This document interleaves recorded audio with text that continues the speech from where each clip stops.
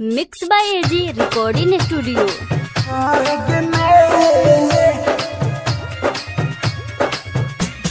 DJ Sanjan Hajipur Vaishali.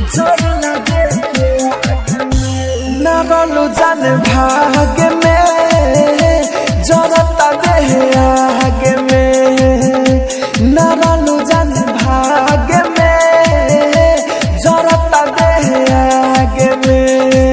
इतना दिन ता बीतिए गइल तोहरे नु सुना याद में, न रोलू जान भाग में जरला देह आगे में, न रोलू जान भाग में जरला देह आगे में।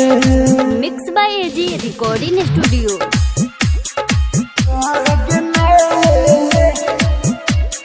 डीजे संजन हाजीपुर वैशाली। दिलवा से हमारा गइले खेल रे तोहरा चक्कर में गेल रही चल रे, तोहरा चक्कर में गेल रही चल रे। दिलवा से हमारा गइले खेल रे तोहरा चक्कर में गेल रही चल रे। अपन तो छोड़ के चल गइलू तू दुनिया में, हम तो भइली अकेला रे। न रोलू जान भाग में जरता देह आगे में, न रोलू जान भाग में जरता देह आगे में।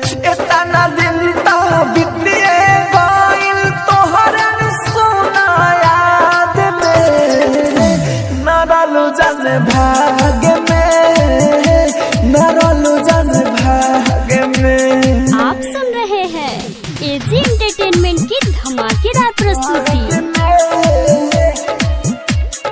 डीजे संजन हाजीपुर वैशाली।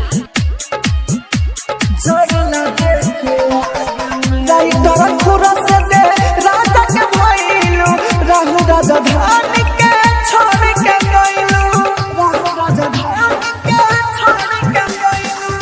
राइटर खुरा से दे राजा के भइलू, राहु राजा धान के छोड़ के गइलू।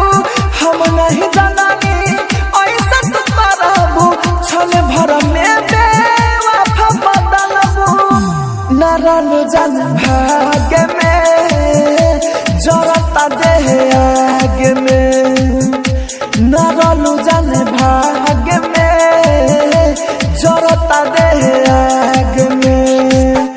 इतना दिन ता बीतिए गइल तोहरे सुना याद में, न रोलू जान भाग में, न रोलू जान भाग में।